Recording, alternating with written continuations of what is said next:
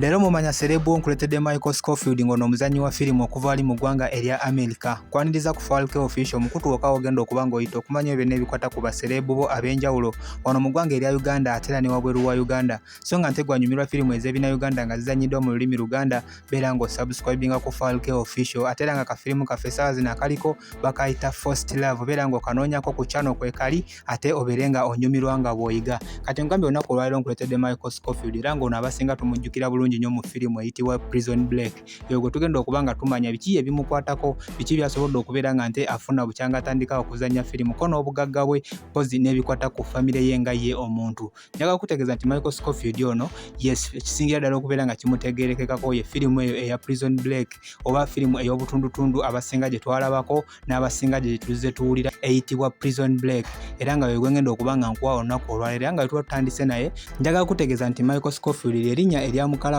okusinziira wali mu firimu eya Prison Break, wabula nga nte amannya ge amatuufu ye Wentworth Emira owookusatu oba ky'oyinza okugamba Wentworth Emira 3. Ono yazaalibwa ennaku z'omwezi zaali 2 omwezi gwali gwa mukaaga omwaka gwali gwa 1972 nga yenkoledde vidiyo eno mu 2025. Michael Scofield alina emyaka giri 52. Yazaalibwa wali mu ggwanga erya Bungereza wabula nga kati alina obutuuze mu ggwanga erya America, era nga njagala okutegeeza nti bazadde be bonna bakyali balamu era nga maama we amannya ge ye Mary Palmer Miller, ono nga musomesa ate nga taata we ye Wentworth Emira 2 era ng'ono musomesa ate era nga munnamateeka oba ky'oyinza okuyita lawyer. Njagala okutegeeza nti Michael Scofield alina baganda be babiri era nga bonna ba buwala, era nga tugenda mu maaso n'okumanya ebyobufumbo obiyimiridde mwaka guno ogwa 2025 okumanya oba Michael Scofield mufumbo oba si mufumbo. Njagala okutegeeza nti Michael Scofield ali single era nga njagala okutegeeza nti waliwo yadde obufumbo obumumanyikiddwako nti oba mufumbo oba alina gwayagalana naye, wabula njagala okutegeeza nti mwaka gwa 2007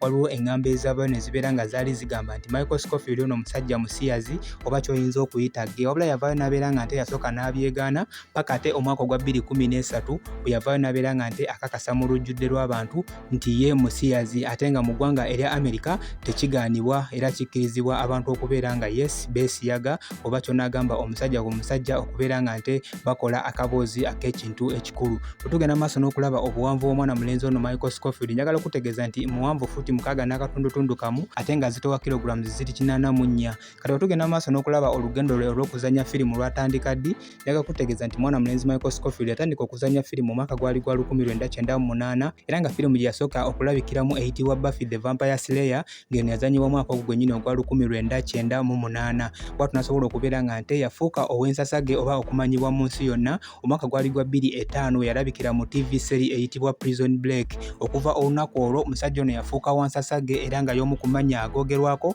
mu movie industry wali mu ggwanga erya America wamu n'ensi yonna. Kati bwe tugenda mu maaso n'okumanya ebyo byasinga okubeera nga nte ayagala mu biseera bye eby'eddembe, njagala kutegeeza ng'oggyeko okuzannya firimu, Michael Scofield anyumirwa nnyo ebintu okuli okuwummulamu ng'ali waka, ayagala nnyo okuwuga, ayagala nnyo okusoma wamu n'okutambula ebifo eby'enjawulo mu nsi ez'enjawulo. Bwe tweyongera mu maaso n'okulaba ezo firimu Michael Scofield zazze ng'alabikiramu ezisinza okubeera nga nte zaagalwa abantu, njagala kutegeeza nti firimu ekyasinza okubeera nga nte emutunda yeyo firimu eyitibwa Prison Break ng'eno yali ya butundutundu, ne kubeerako firimu eyitibwa Resident Evil Afterlife ng'eno ya 2010, ne kubeerako firimu eyitibwa The Loft ng'eno ya 2014, Underworld ng'eno ya 2003, ne kubeerako The Flash Legends of Tomorrow ng'eno ya 2014, ne kubeerako 2 Hours to Vegas ng'eno ya 2015, Room 302 nga ya 2001, Younger Justice ya 2013, ne kubeerako n'endala eyitibwa Batwoman Madam Secretary nga zino zaafuluma mu mwaka gwa 2019 nga zo firimu ezisinza okubeera nga nte ziri popular ku side ye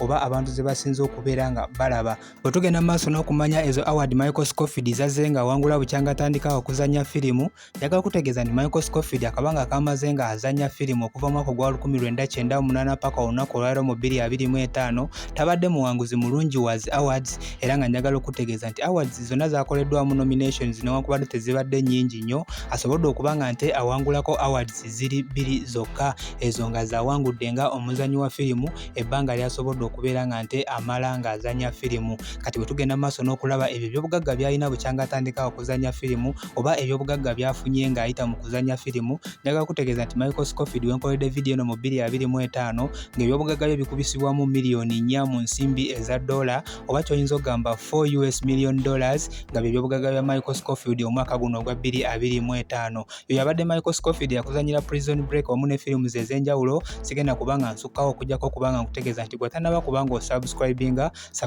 ku mukutu ogwa Falke Official twongere okutuusaako ebikwata ku baserebu bo wano mu ggwanga erya Uganda ate era ne wabweru wa Uganda, so nga ate wanyumirwa firimu ez'ebina Uganda tukutegeeza nti eyo ye tageti yaffe oba ye main work eya channel eno. Fonna Mukama Katonda akunkuumire, tusinkane mu vidiyo eddako. Bye bye.